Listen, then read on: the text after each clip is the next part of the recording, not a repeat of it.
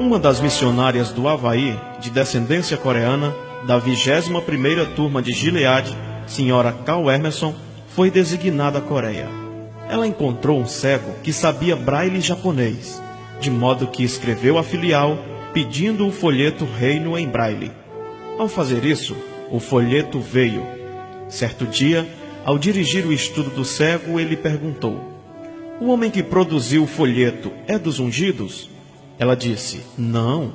Então ele disse: "Graças a Jeová, quando ele voltar na ressurreição, poderei encontrá-lo e agradecer-lhe este folheto que me ajudou a aprender sobre Jeová." Assim, eis mais uma pessoa que aguarda ver o irmão Nakata. Você precisa ouvir esta experiência do Japão.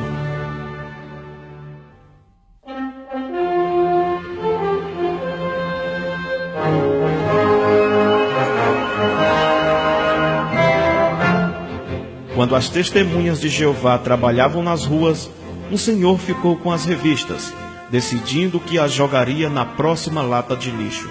Ele as adquiriu, pensando que lhes fazia um favor. Daí, pensou no conhecido seu que estava preso e enviaria as revistas para ele em vez de jogá-las fora. Elas chegaram às mãos de Nakata, que cumpria pena no corredor da morte, aguardava a execução, seria enforcado. Já estava preso há 9 anos por múltiplos assassinatos. Era considerado incorrigível, tão terrível que cuspia na face de quem chegasse perto de sua cela e o chamava dos piores palavrões que há em japonês. Muitas vezes, pegava a caneca e batia nas barras gritando: "Matem-me! Matem-me agora!"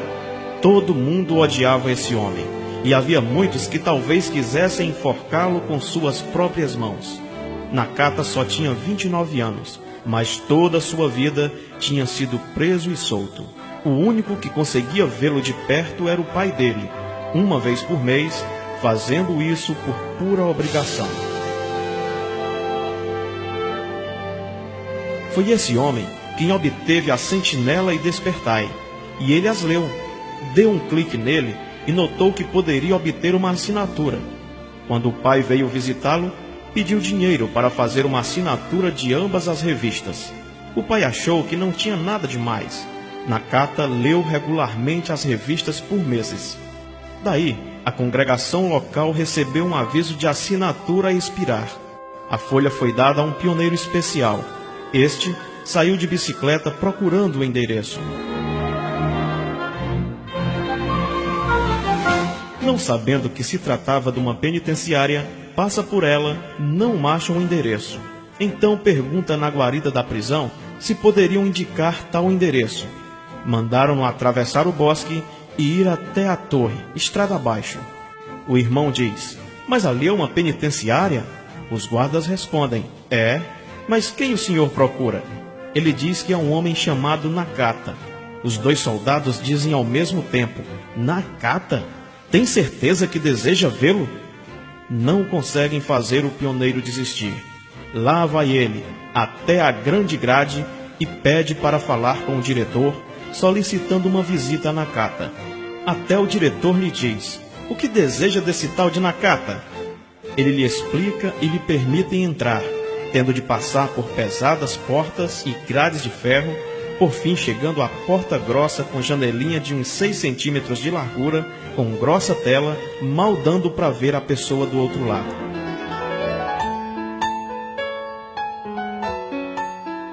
O irmão começa a falar com Nakata. Pode ver que ele lê as revistas e mostra grande interesse, de modo que o irmão lhe oferece um estudo bíblico. Nakata prontamente o aceita e começa a ser dirigido um estudo bíblico toda semana. Tem de dirigi-lo através daquela grossa porta no meio. Não demora muito para ver que Nakata é do tipo que começa a ser diferente. Começa até a pedir desculpas às pessoas que antes costumavam cuspi-las e a quem xingava de nomes feios. Conta-lhes que agora estuda a Bíblia e aprende um novo modo de vida. Pede-lhes perdão e lhes fala sobre o reino de Deus. Diz que tentará escrever para as pessoas a quem não pode contatar de sua cela. Continua a fazer grande progresso e isto encoraja o irmão que estuda com ele. Este mantém a pequena congregação informada do progresso de Nakata. Como se sentiria se tivesse um estudo assim e fosse designado para outra cidade? Foi isso que aconteceu com o pioneiro especial. Assim, ele foi ao lar missionário de Fukuoka e pediu ao irmão Percy Islow que continuasse o estudo. Este ficou deleitado e foi logo reiniciar o estudo bíblico. Nakata continuou a ler tudo que lhe caía na mão e que o ajudasse a aprender a verdade. E Nakata aplicava tudo o que aprendia. Por fim, Percy pediu permissão ao diretor para estudarem face a face. O diretor diz que tal tipo de coisa é muitíssimo incomum. Nunca tinha ouvido falar nela. Este homem está no corredor da morte. Mas o diretor diz: mesmo que isto seja contrário a todos os regulamentos, vou deixar o senhor estudar no centro recreativo, ao lado do meu gabinete. O diretor tinha notado as mudanças feitas por Nakata, mas deixava um guarda armado junto deles. No primeiro encontro face a face, Nakata simplesmente agarrou e abraçou o irmão Percy, considerando-o um verdadeiro irmão, e lágrimas rolaram pela face de ambos. Toda semana estudavam por 1 hora, e o irmão Percy destacava um ponto alto do estudo de A Sentinela, estudo de livro de congregação, reunião de serviço, escola do ministério teocrático e discurso público. Aquela hora era repleta de informações.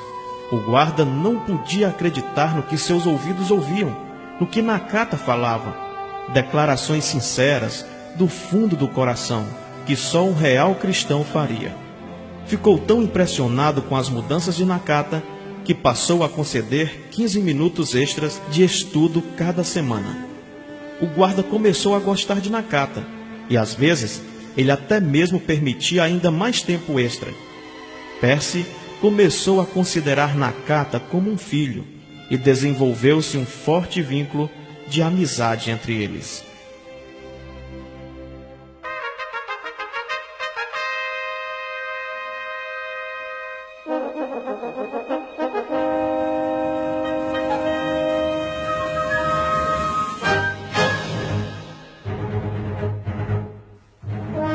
O que fazia Nakata com tais informações?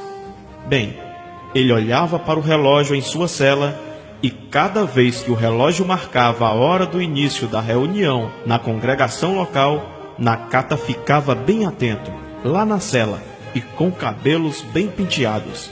Começava a assistir à reunião junto com os irmãos, tentando imaginar que cânticos eram usados, as orações feitas e todas as diferentes partes do programa. Este era o padrão que ele seguia. Não demorou para se discernir que Nakata tinha realmente dedicado sua vida a Jeová. Ele também pregava a todos, em toda oportunidade. Assim, Percy Islow foi falar com o diretor e pediu licença para batizar Nakata. O diretor disse que não havia problemas.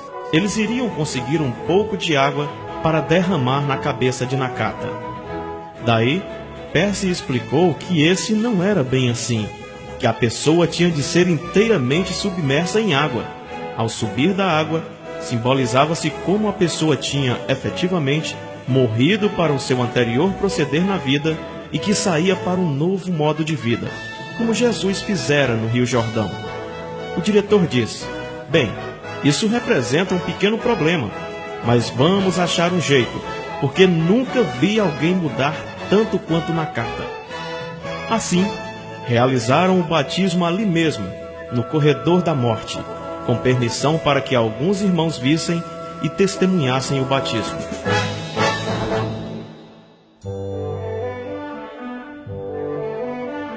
Quando Nakata se ergueu dentro d'água, estava tão feliz que chorou de alegria. E parece que a quantidade de água que saía dos olhos de Nakata e dos demais presentes era maior do que aquela em que ele havia sido batizado. Foi um momento tocante, e ele abraçou todos os irmãos. Agora, Nakata era uma testemunha de Jeová batizada. Talvez pense que isso foi o fim da história, mas não é não. Nakata desejava fazer mais. Agora era um irmão gozando de plena aceitação. Ele passou a agradecer a Jeová ali mesmo, na hora. Queria fazer bem mais, mas era limitado pela prisão. Assim, escreveu um poema sobre o novo mundo, sobre Jeová e o reino. Submeteu-o a um concurso e tirou o primeiro lugar. Era um poema lindo.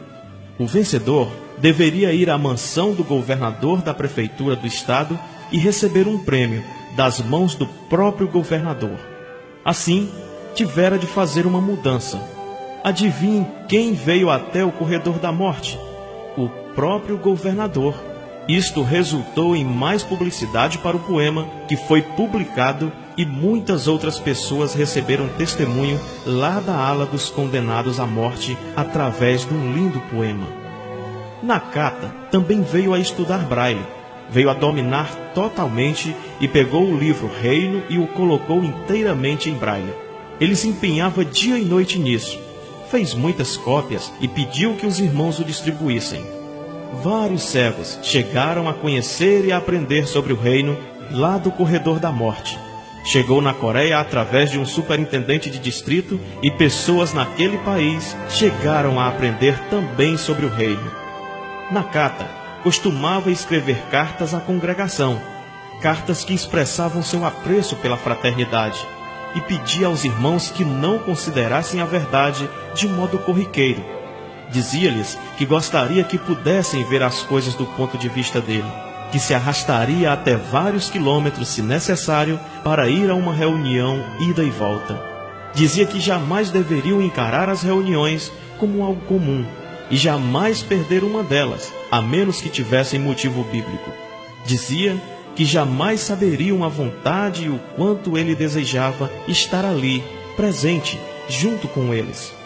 Daí, dizia-lhes que ficava imaginando como era pregar regularmente fora da prisão, visitar outras famílias na verdade e associar-se com elas. Incentivava-os a perseverar. Uma noite, o lar missionário recebeu um telefonema, quando todos estavam à mesa. Era o diretor da prisão, que contou ao irmão Percy que Nakata seria enforcado na manhã seguinte, às 9 horas. Disse não haver meios de impedir a execução. 3 testemunhas do governo, 3 autoridades e um médico o declararam culpado de seus crimes. Já tinha sido julgado e nada poderia alterar tal decisão. Que noite passaram os missionários! Com lágrimas nos olhos, eles oraram pelo seu irmão. Nakata foi informado 1 hora antes que os missionários. O diretor fizera mais uma concessão, pois pela manhã mandara que um carro pegasse o irmão Percy para que ele estivesse com Nakata por ocasião da sua morte. Na manhã da execução, eles passaram de carro até um grande complexo de prédios com guardas, e lá no fim do campo estava a forca, e as autoridades estavam ali. Por fim, trouxeram o irmão Percy e 20 minutos depois, o irmão Nakata acorrentado. Estas notícias se espalharam por toda a prisão, sobre o estudo bíblico, as mudanças que Nakata tinha feito, e eles odiavam ver surgir este dia. Então, todos ali viram Percy tomar Nakata pela mão, e este simplesmente abraçou-se ao irmão Percy. O irmão Percy tinha vindo encorajar Nakata, mas não conseguiu conter as lágrimas, e chorou para valer. Nakata disse a Percy: "Seja forte, eu serei forte, Percy. Eu apenas vou dormir um pouco, e então poderei voltar a servir ao meu Deus de novo. Eu creio na ressurreição. Estou pronto a pagar a dívida que tenho com Jeová Deus e a dívida que tenho com a sociedade pelos crimes que cometi." Daí, encorajou ainda mais o irmão Percy e lhe pediu que fosse forte. Então, Nakata curvou-se diante do diretor, numa maneira típica japonesa. "Desejo agradecer a este cavalheiro. Desejo agradecer ao diretor desta prisão por me permitir estudar a Bíblia no salão recreativo. Ele jamais saberá quanto isto significou para mim." Daí, agradeceu-lhe por permitir que fosse batizado e por deixar que irmãos estivessem presentes. E ainda por deixar que Percy Islo estivesse ali presente naquele dia. Ele me fez tais concessões, e possa ele saber o que me trouxe grande alegria, a verdade da palavra de Deus. Daí, o diretor deu um pulo, segurou a mão de Nakata e disse: eu é que devo agradecer-lhe por ser um preso modelar desde que o senhor entrou em contato com as testemunhas de Jeová. Nós é que temos que lhe agradecer, e nenhum de nós desejaria que o senhor morresse. Esse é o dia mais triste de toda a nossa vida. O senhor Nakata, é um crédito para o seu Deus Jeová. Que tremendo testemunho foi isso! Chegou então a hora de se dirigirem para a forca. Percy num carro, Nakata num caminhão. Eles vão e chegam até o patíbulo. E também chegam todas as autoridades. Havia uma série de degraus que levavam até o laço da forca, e 10 guardas armados pelo caminho. Já nesse ponto, todo mundo está muito emocionado, e alguns desmaiam, mas Nakata se mostra incomumente tranquilo. Ele desce do caminhão e caminha até os degraus, com Percy logo atrás dele. Ninguém teve de arrastá-lo até lá. Percy traz a pasta, porque vai partilhar a Bíblia com ele. Lá em cima há uma mesa e 2 cadeiras. Sobre a mesa há chá e bolo. Talvez se pergunte, para que é isso? Esta é a última refeição típica. Eles se sentam e Nakata oferece a Percy um pouco de chá, mas Percy não consegue comer nem beber nada, de tão perturbado que está. Assim, Nakata toma sua porção e diz: Percy, o irmão ainda dispõe de algum tempo. E Percy começa a conversar com Nakata, e Nakata começa a descrever os pontos altos desde a primeira sentinela que leu até o tempo atual, e como a verdade tinha colocado a mente e o coração dele no caminho da vida. Eles consideram vários destaques, e Percy tem os olhos cheios de lágrimas. Daí, Nakata subitamente diz: Percy, sabe que nunca ouvi um cântico do reino? Percy diz: você não vai querer que eu cante, vai? Nakata diz: vou sim. Assim, Percy apanha seu cancioneiro e tenta cantar, mas ele chora sem parar. Logo depois Nakata diz: muito bem, já chega. Eu vou ouvi-lo no novo mundo. E caminha para a forca. Eles conversam mais um pouquinho e Nakata lhe diz: eu muitas vezes queria ser livre como um pássaro e sair voando para pregar as boas novas. Mas se tivesse ficado livre, Percy, eu talvez jamais desse ouvido à verdade. Embora eu esteja caminhando para a morte, estou no caminho da vida, porque conheço Jeová e não trocaria isso por nada deste mundo. Daí, ele encoraja a fraternidade e menciona a Percy o que este deve contar aos irmãos. Então, eles fazem uma oração e chega a hora de dizerem adeus com um grande abraço. Percy tinha de descer da forca e Nakata tira as sandálias e caminha direto para cima do alçapão, se vira e diz: Percy, qual é mesmo aquele versículo, aquele que fala sobre o coração, aquele sobre o qual estavam falando? Percy diz que é sobre a circuncisão do coração e diz: não se preocupe, Nakata, seu coração já está circuncidado. Você morrerá limpo. Nakata então diz: quero me lembrar dele quando morrer, Percy, estando a apenas alguns passos do laço. Tenho travado o bom combate. Tenho corrido a carreira até o fim. E dentro em breve, tudo terá terminado para mim. Minha recompensa está diante de mim. Percy, você e meus irmãos é que terão uma luta árdua pela frente, é que terão de perseverar, é que terão de permanecer fiéis. Eu os verei dentro em breve. Então serei ressuscitado e restaurado à vida, e verei a todos, se forem fiéis, e a meus irmãos, se eles forem fiéis. Ele caminha até o alçapão, põe um laço no pescoço dele e abrem o alçapão. Ouvem-no dizer: ó Jeová, ajude! o laço fica bem apertado e o declaram morto 11 minutos depois.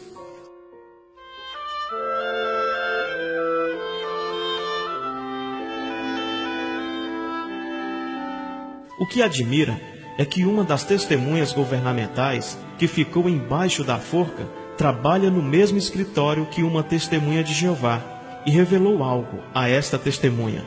Logo depois, a testemunha de Jeová entrou em contato com o irmão Percy e perguntou: "Sabe o que Nakata disse ao morrer?" Percy disse: "Sei sim, ó Jeová, ajuda." Aquela pessoa que testemunhou o enforcamento disse que as últimas palavras de Nakata foram: "Ó Jeová, ajude o irmão Percy." Em quem pensava ele ao tomar seu último fôlego? No irmão Percy, e se pudesse falar mais, teria mencionado seus outros irmãos também. O diretor informou ao pai de Nakata no dia seguinte após a execução, e o pai foi ao necrotério. Ali, pediu para ver o rosto do filho, e de acordo com a lei, permitiram que ele e o irmão Percy vissem a face de Nakata. O pai viu as mudanças que o filho tinha feito e aquilo que ele defendia, e disse que ele sem dúvida possuía a verdade. O pai de Nakata conheceu a verdade e se tornou ancião na congregação, e a mãe inválida de Nakata também conheceu a verdade e muitos outros. Experiência mencionada no Anuário de 1974, no Anuário de 1998, na Sentinela de 15 de novembro de 1981 e contada em detalhes por um superintendente de circuito.